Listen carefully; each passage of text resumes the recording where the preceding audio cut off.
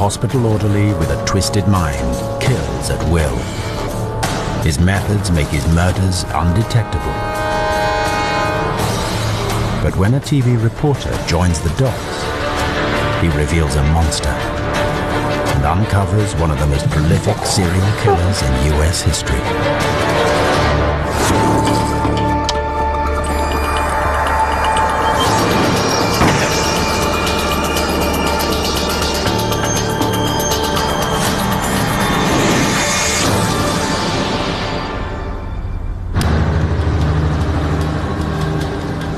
March 7th, 1987. Drake Memorial Hospital in Cincinnati, Ohio. One of the city's major trauma units. Its doctors and nurses help thousands of acute care patients every year. But not all make a full recovery. On Ward C300, medical orderlies tend to the body of recently deceased John Powell.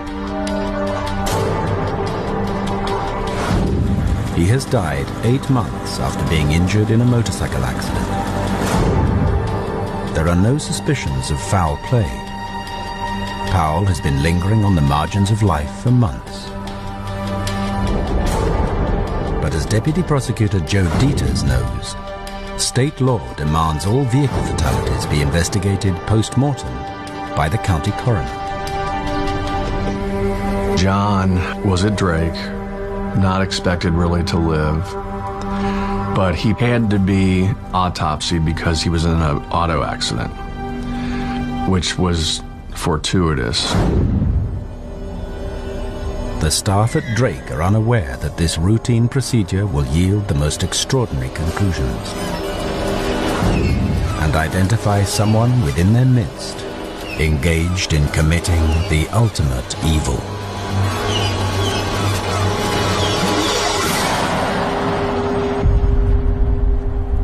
The following day, the Hamilton County coroner begins Powell's autopsy. He removes the organs one by one for analysis. He cuts into Powell's stomach to examine its contents and is overcome by the powerful, distinctive smell of burnt almonds. Statistics are 15% of people can smell it. And obviously, everyone jumps away because it is so toxic. The coroner instantly recognizes the odor. It indicates the presence of one of the deadliest poisons known to man. Cyanide. It literally prevents your brain, your heart from getting oxygen.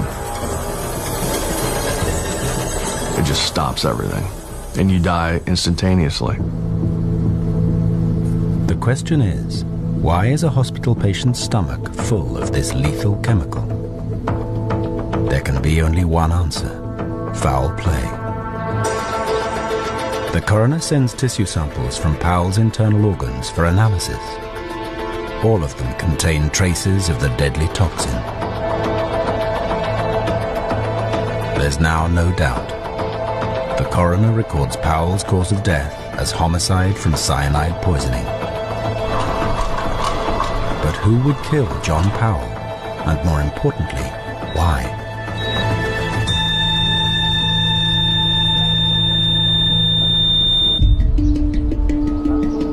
Homicide detectives arrive at Drake and begin questioning hospital staff and Powell's friends and relatives. But the interviews yield no leads. Investigators up the ante. They demand all hospital staff take lie detector tests. Everyone complies except for one. He's a hospital orderly named Donald Harvey.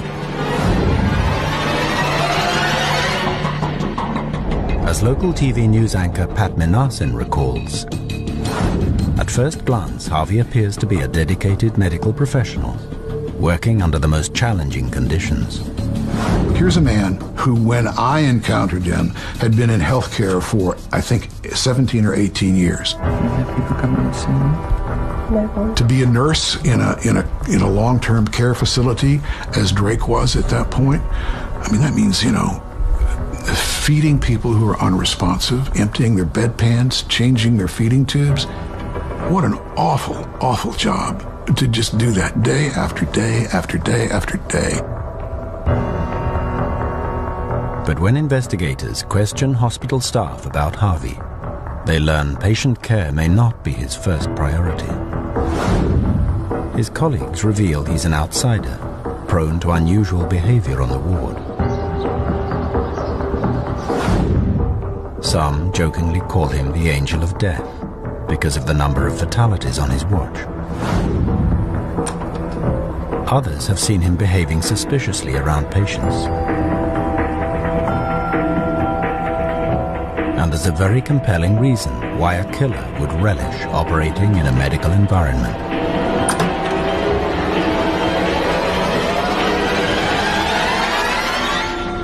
You're camouflaged. You're in a profession in which people are expected to die sooner or later, and so you can sort of hide in the bushes. Investigators want to speak to Harvey immediately. Cincinnati detectives pick him up a few days later. They pump the suspect to account for his movements the day John Powell died. The hospital orderly reveals nothing. Detectives press on, chipping away at Harvey's testimony. The hours go by. Just when detectives are about to call it a night, he says something extraordinary. He confesses to killing John Powell.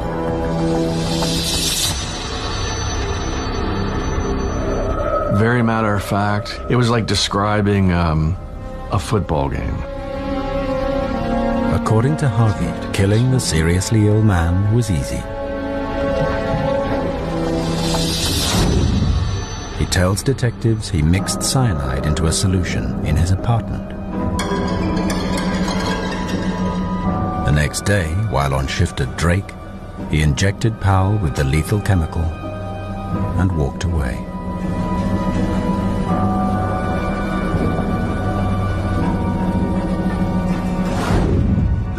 Harvey seems proud of his achievement.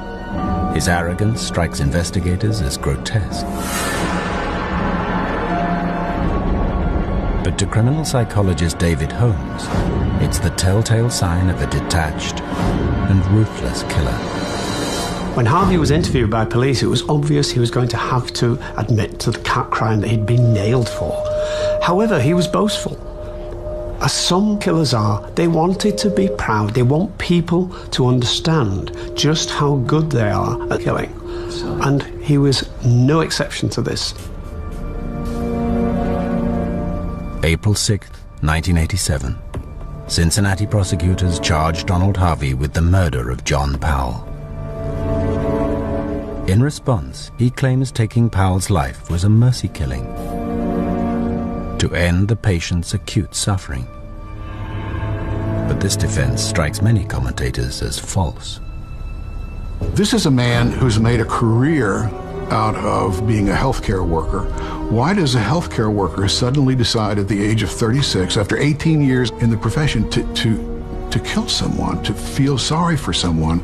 That doesn't make sense. When Pat Minasin starts digging deeper, he'll uncover evidence that John Powell might not be Harvey's first victim, and raise the question, how many people has Harvey killed?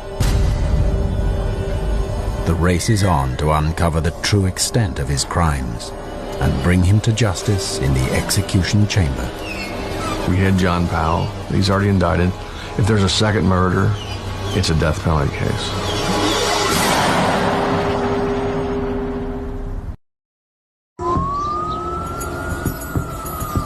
April 1987. Cincinnati investigators begin building a profile of hospital orderly and self-confessed murderer Donald Harvey. Their research paints a picture of a damaged young man.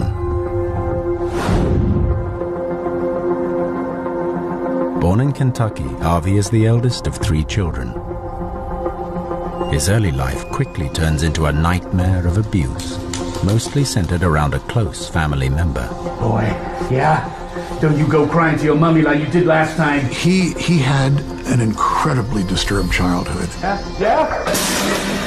He was victimized horribly by an uncle and a friend of the uncle's. And his personality was shattered a million times over into little bitty tiny fragments. The experience has a profound impact on shaping Harvey's character. The abuse that Harvey suffered would then lead him to understand the mechanics of abuse. He would understand how one person can oppress another, how one person can have ultimate power over another. I brought you over here for a reason, you hear me? And in order to survive that, you had to be an abuser. Otherwise, you would become an abused.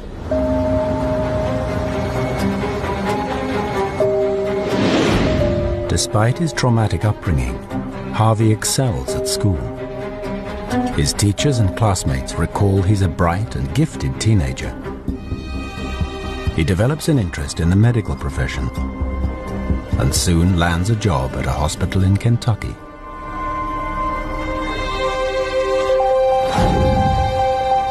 Over the next 16 years, he works as an orderly in Kentucky and Ohio before joining Drake Memorial in Cincinnati, aged 33. Professionally, Harvey appears a dedicated healthcare worker, but a search of his private life casts him in a shocking new light.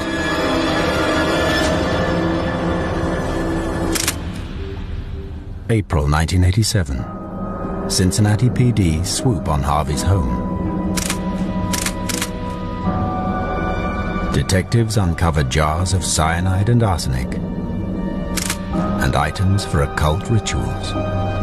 Police were very, very surprised to find that within his house there was this cavern of cultist killing paraphernalia gathered together. This was something that you may see in a horror film. And there's more. Hidden behind a picture frame, they find a diary. Inside is a blow-by-blow account of the murder of John Powell. Many serial killers, somewhat foolishly, keep a record. Paraphernalia, mementos, and sometimes a diary of things that they've carried out. In a way, of course, they're proud of these, and they want some way of reminding themselves, of perusing, going back, reliving these experiences. This is of value to them if they enjoyed it. He was no different, and this is damning evidence. But the diary also contains much more than the account of Powell's murder. There are dozens of entries referencing men and women by name, and how they've each been poisoned and asphyxiated. What could this evidence mean? Is it an accurate account of multiple murders, or the work of a fantasist?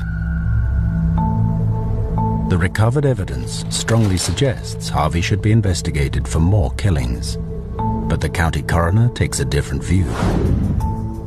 He assumes Harvey killed his alleged victims with cyanide, a chemical that's undetectable in a body prepared for burial. We had a very strong coroner at that time. His name was Frank Cleveland. For whatever reason, Frank was not interested in pursuing other cases. He just thought, hey, if you use cyanide, these people are embalmed, we'll never find it. This is a waste of money. From WCPO, Channel 9 News at 6, with Pat Malarson. Finally, we've learned that since Harvey's arrest, Publicly, Cincinnati police and prosecutors maintain that Harvey is responsible for a single murder. But journalists in the city are not so sure. I asked the reporter at the end of her story whether the authorities suspected Harvey of having killed anyone else. And she said no, that as a matter of fact, they suspected this was a mercy killing, a one of a kind, and that was the end of it. For Pat Minasin, the official story doesn't add up. There were things that just didn't make sense. I can't say that I spent, long hours out on the moors contemplating the possibility that Donald Harvey had killed others, but it kept bugging me. And the facts of the case bug others too. On April 10th, Minasin receives a phone call from an employee of Drake Memorial Hospital. She just said, listen, you had a story on a few nights ago about this nurse's aide at the hospital killing a man named John Powell. There's a possibility that there were others, and you need to dig deeper. And I remember kind of sitting back in my chair and saying, "What makes you think this? Look, you're the newsman. We're just employees. You got to do this yourself. We're being threatened. Our jobs are threatened. They've told us that if we say anything about this, we'll be fired." Minasin swings into action. He persuades 5 Drake Memorial nurses to meet with him. They make an extraordinary claim. They believe Donald Harvey is responsible for multiple deaths at the hospital. And they begin revealing the names of his alleged victims. These things unfold incrementally. In the first conversation on that Friday night, the nurse gave me, I don't know, let's say 8 or 9 names. In the second conversation, that count was raised to 13. I remember 13. By the time the nurses finish, Minasin has a list of 33 suspicious deaths. It is clear from their testimony that if Harvey is a killer, he's been careful to cover his tracks. He almost always did it at the end of his shift, and he'd leave. And he was never the one to find him dead. He always let that to somebody else. He was very meticulous and clean about how he did these murders. Minasin has information suggesting hospital orderly Donald Harvey is a serial killer. To prove it, he needs cold, hard evidence. He scours copies of patient records for clues and quickly discovers the nurse's death list checks out. I was able to have someone on my staff pull the death certificates, and the names matched, the times matched, the place of death, all of these things matched. Minasin cross-references the death records with Harvey's shift patterns on Drake Hospital Ward C300 and finds a startling correlation. This stuff's coming together, and I'm going, there's another one. If the pattern holds, there's going to be another one. There's another one here. Oh, geez. Every step along the way, there's a bit more evidence suggesting that could be, maybe. Not once did I find any evidence that said, you're out of your mind. Or these nurses are out of their minds. There is a possibility the link between Harvey's shifts and deaths on one ward could be coincidence. But when Minasin examines Drake's pull list, detailing Harvey's shifts on other wards, the evidence becomes overwhelming. This pull list showed that he had been temporarily reassigned to other wards from time to time in the hospital, and all of a sudden, a name showed up on this ward, and on this pull list here, he was assigned to that ward at that moment, at that time. When that patient died, Donald Harvey was there. Minasin's statistical analysis is damning. During the 12 months prior to Harvey's employment, the death rate on Drake's Ward C300 was 13. But during Harvey's year working at the hospital, 34 patients died on his watch. The mathematic probability of that occurring, astronomical. And it happened again and again. That's when I knew. I went, it's true. He did it. It's true. Despite compelling statistics that Harvey is a serial killer, Minasin has no weapon or eyewitness testimony linking the hospital orderly to the alleged murders. He must attack the problem from a different angle. He calls Harvey's defense attorney, William Whalen, and asks him a direct question. And I said, listen, I don't know how to tell you this, but we're working on a story, and I need to ask you if there's a possibility that Harvey could have killed others. And he thought I was crazy. He had no idea. It hadn't occurred to him.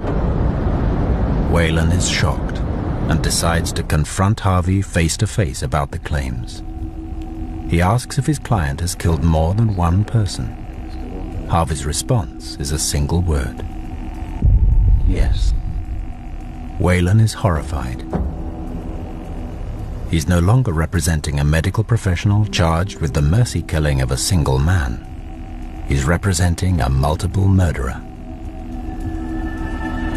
No one in Ohio has been executed for almost a quarter of a century. Now it seems certain Harvey will become a new poster boy for the state's electric chair.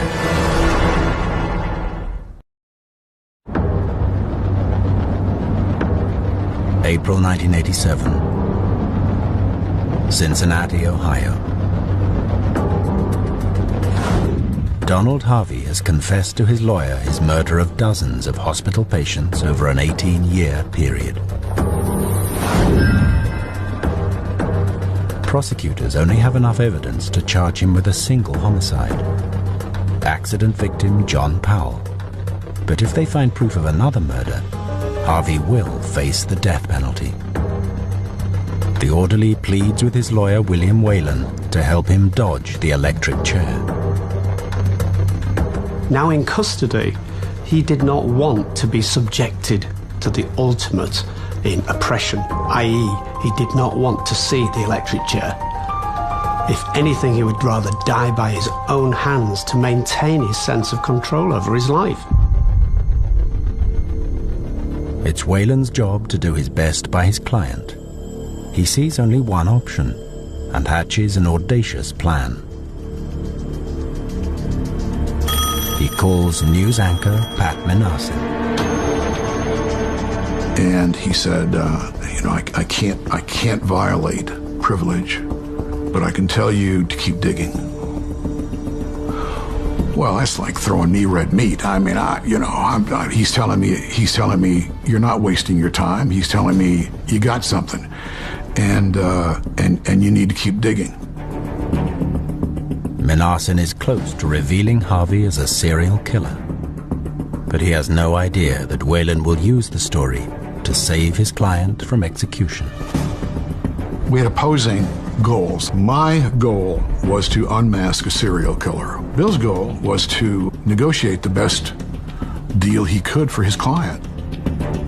Under the American legal system, Harvey was still entitled to the best possible defense.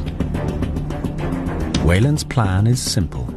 If Minasin publicly reveals Harvey's alleged involvement in the suspicious deaths at Drake Hospital, it may force prosecutors into accepting a plea bargain to spare Harvey's life. And as a result, the full, horrifying details of his crimes will become known.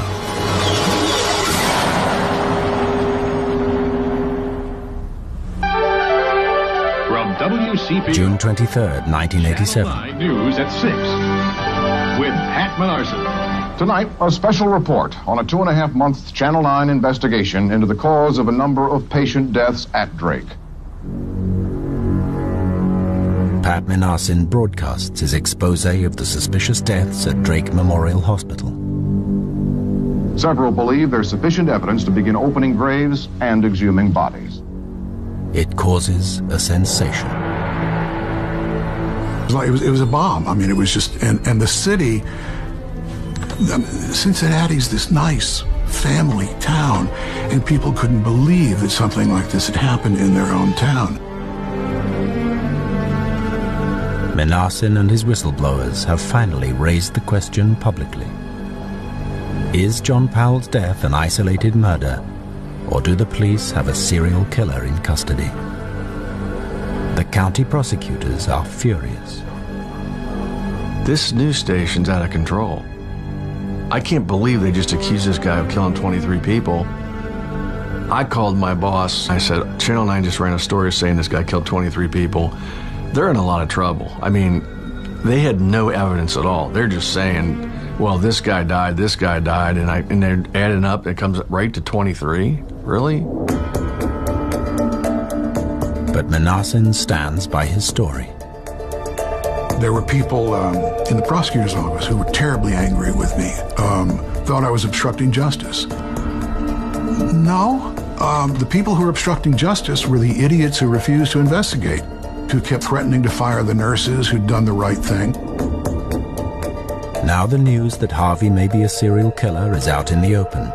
His attorney, William Whalen, makes his move to save his client's life. Within 3 days of that story, Donald Harvey's lawyer came in to see us. And he said, my client killed a lot of people at Drake Hospital. And he's willing to tell you exactly what he did. But you can't seek the death penalty. He's willing to go to prison for the rest of his life. Whalen is taking a huge risk. Even though Harvey is willing to confess to all his crimes, if prosecutors can find concrete forensic evidence for just one more murder, he'll likely be executed. The issue became, do we take the deal and let Donald Harvey admit to everything he did, put him in prison for life, or do we try to find a second murder? I was convinced I could find a second murder, and I didn't want to deal with Donald Harvey. I thought he should face the ultimate penalty. If he killed dozens of people, he did not deserve to live. But Dieters is overruled. The county prosecutors decide life imprisonment in return for Harvey's full confession will give victims' families closure. William Whalen has pulled off his ambitious plan. The stage is now set for one of the most extraordinary and chilling accounts of serial murder in American criminal history.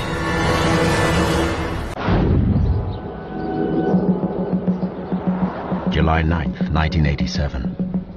Prosecutor Joe Dieters meets with Harvey and his defense attorney William Whalen. The former hospital orderly now calmly recounts his crimes blow by blow and confesses to the murder of dozens of people. He showed no emotion. He was very detailed, incredibly detailed, which was helpful to us, and laid it all out. He was so cold about the victims that he had done this to. I mean, he was very, very cold. Harvey describes where it all began, his first job in Kentucky.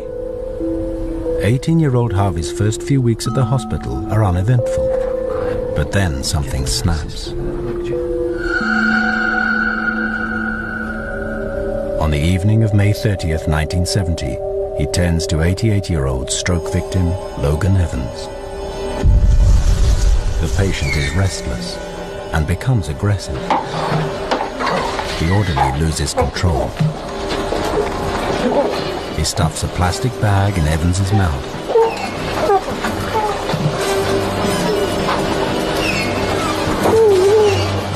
And smothers him with a pillow.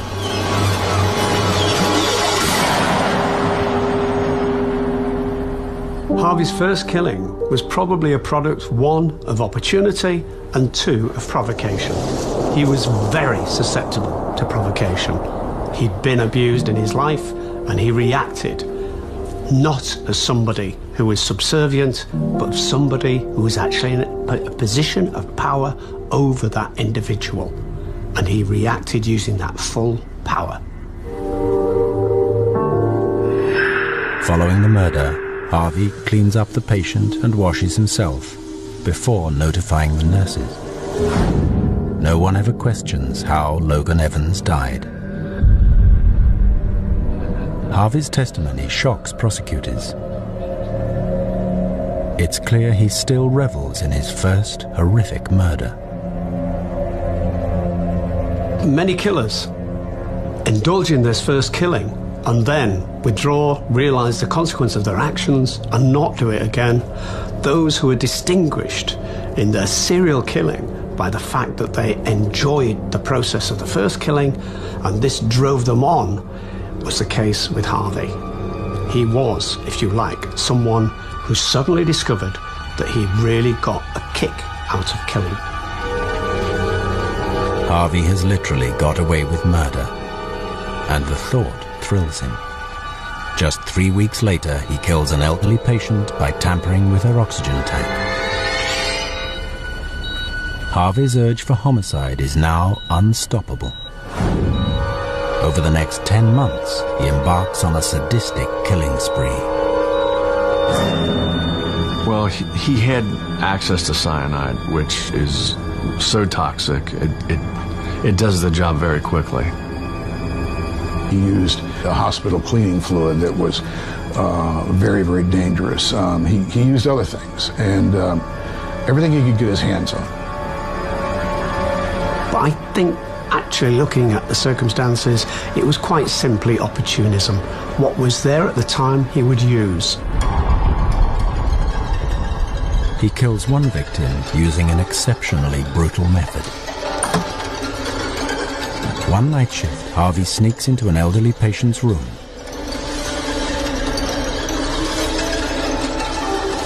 He inserts a coat hanger into his catheter and punctures the abdominal cavity. The injury causes a rampant infection, and a man dies a few days later. Prosecutors are stunned. It appears they're dealing with an individual who kills using any means at his disposal. But Harvey has more to tell, and he now reveals how a new experience ramps up his homicidal tendencies. A lover introduces him to the dark art of black magic. Harvey is fascinated. During this time, Harvey got progressively introduced to the occult, the idea of some great power beyond. This would appeal to him. He's somebody who had been robbed of power when he was young, and somebody who had felt the sense, the taste of ultimate power in having that control over others, that ultimate godlike control of life and death. He and his lover engage in occult rituals using a skull stolen from the hospital morgue. Through it, he summons a spiritual guide called Duncan to help him select whom to kill next.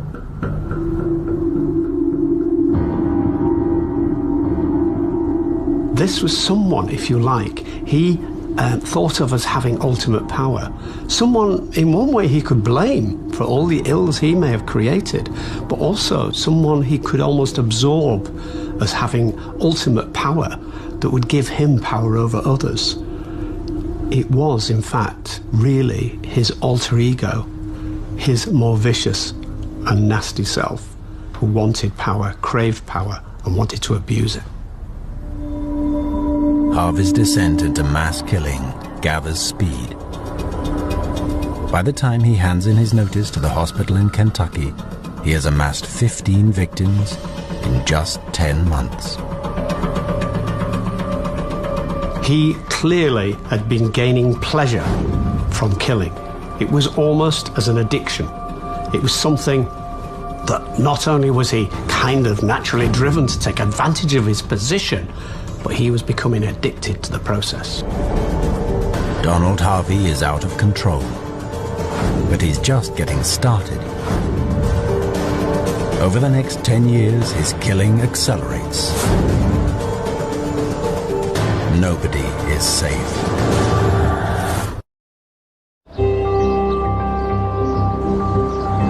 July 1987. Self-confessed killer Donald Harvey continues to recount his catalogue of murders to Cincinnati prosecutors. Playing to his audience, he reveals how he began to target those close to him. He's proud, boastful. He's got a sense of power. He's regained a sense of control over his life. He wants to continue that. Harvey bumps off a succession of partners by poisoning their food with arsenic. But his foray into domestic homicide doesn't distract from his primary MO.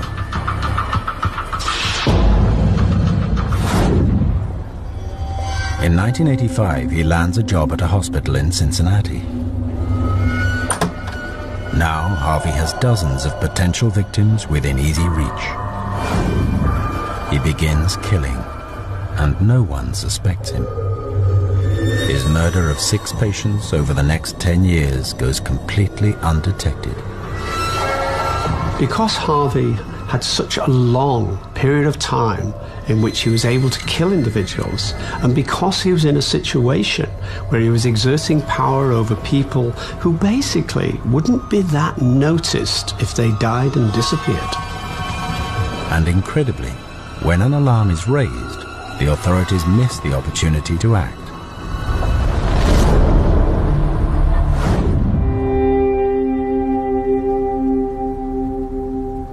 Two years before Harvey's arrest, security guards' routine search of his backpack reveals a series of suspicious items.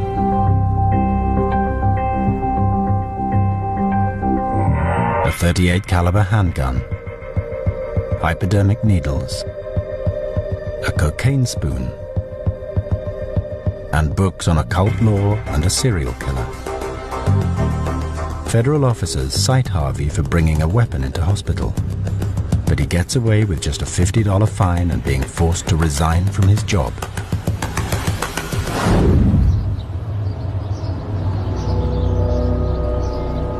Even though the incident is documented on Harvey's employment records, in February 1986 he lands a new job at Drake Memorial Hospital. It's here he hones his killing technique and goes into overdrive. Whatever was convenient for him, he used. And almost entirely it was the cyanide. This was more final. This was more secure as a killing method. If you like, he had done his training earlier on, and he was now a professional killer. In just 11 short months, Harvey takes the lives of more than 20 men and women.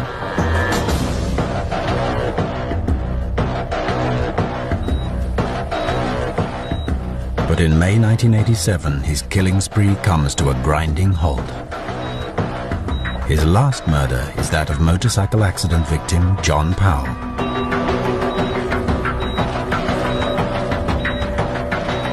In the middle of a busy ward, Harvey injects him with cyanide. But he's made a critical mistake.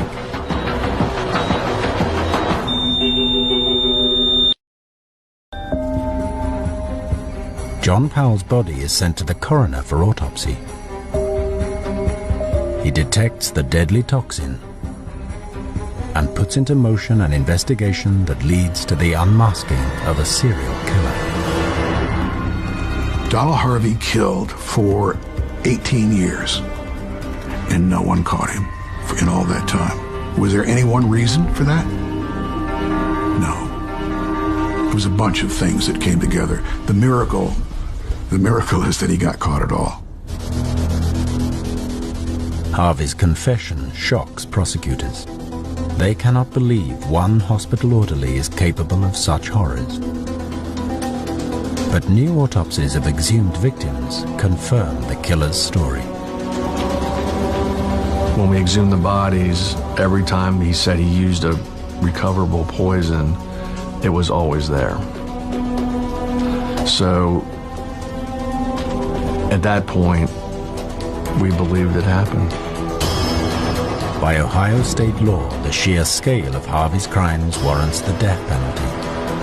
But in accordance with his plea bargain, prosecutors can only seek imprisonment.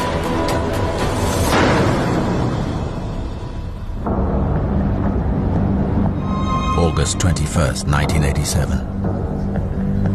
At At Hamilton County Court, Harvey pleads guilty to 29 separate indictments of first-degree murder.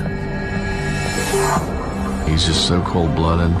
It's incredible to me. And the families are all in the courtroom and they're crying, and he's just proud of what he did. The judge hands Harvey 3 consecutive life terms. He will be incarcerated until he's 95 years old.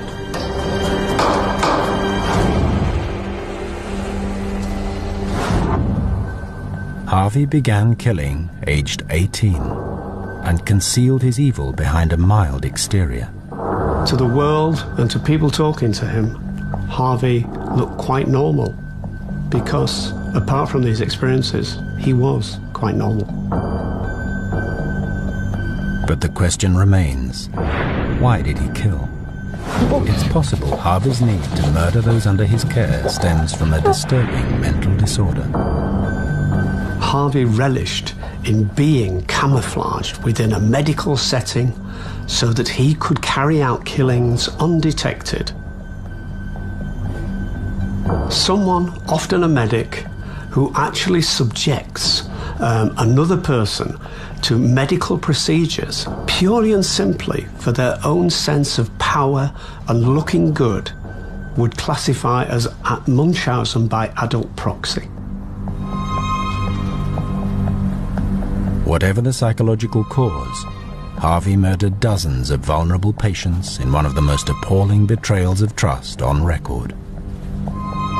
Everyone wants to die with dignity, and they want to be with their families and things like that, and he took that all away from them.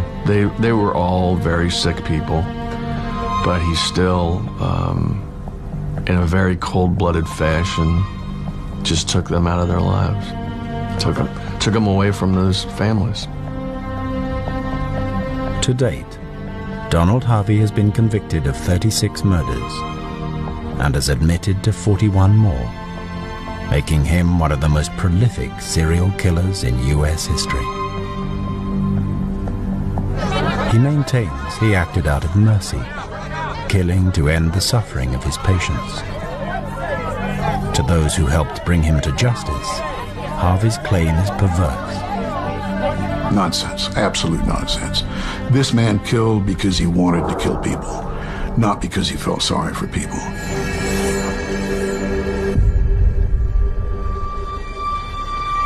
Over the next 3 years, Pat Minasin interviews Harvey twice. On one occasion, he asks whether he would consider revenge on those who brought his killing spree to an end. Harvey's response chills the newsman to the bone. Did you want to kill me? No. I had other plans. What were they? Like the Indians used to do, the settlers, tie them out on the desert. He said, I fantasized about taking you out and tying you down on top of an anthill and pouring honey all over you and letting the ants eat you alive. And I'm looking him in the eye at this point, and his eyes are dead, and I know he means it. Every so often, as a species, we produce a monster. I was looking into the eyes of a monster who wanted to kill me.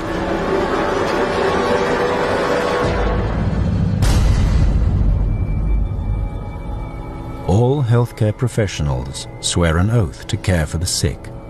We trust them with our lives.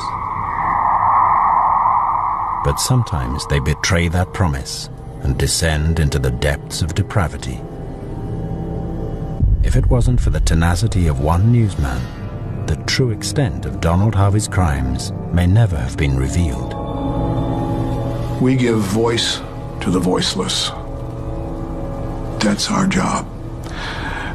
I did that. I spoke for the nurses, for their colleagues, for Harvey's victims, those who were dead and those who were left behind. They were the heroes. They were the ones who had the courage to stand up. Donald Harvey escaped the ultimate punishment for his crimes.